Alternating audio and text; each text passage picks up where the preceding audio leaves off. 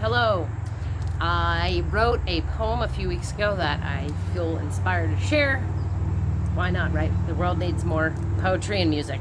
Poem was inspired by this Anglo-Dutch philosopher, social philosopher named Bernard Mandeville.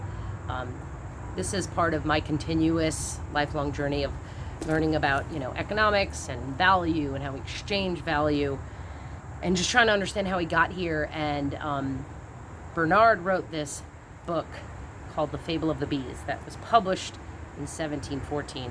It was actually preceded by a poem that he published anonymously because he was so worried about the backlash that essentially he is making the case to move away from the tyrannical religious order that governed society, that promoted collectivism, but obviously had its own ailments and corruption, and to move towards a more individualistic material pursuit.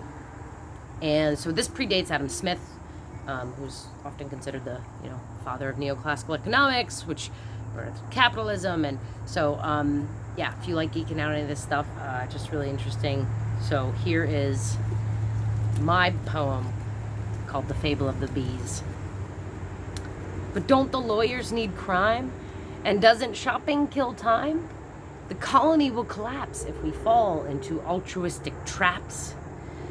First we have the tribe, then the church beat us to subscribe. As an act of defiance, now we have science that frees us from the tyranny of religion. Less spiritual, it's a more material place we now live in. But we build things, useless things, and consumption quells the God-sized hole that swells in our hearts because we get advertising darts, bullseyes to the brain, these musings on the sacred mundane. Or did the C and the A switch and now we're just scared capitalists?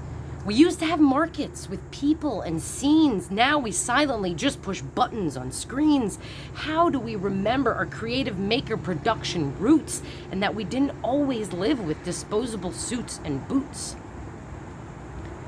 Sacred shopping, holy bar hopping, drinking to get buzzed, or maybe just to forget about a life that once was, that dream deferred, those visions blurred. How can we unite in this fight to see ourselves than more than the consumer identity we've been programmed with long before we let go of our aspirations to thrive on a planet post-nations, post-currency? I have to believe that one of the reasons we got here is because of the fable of the bees.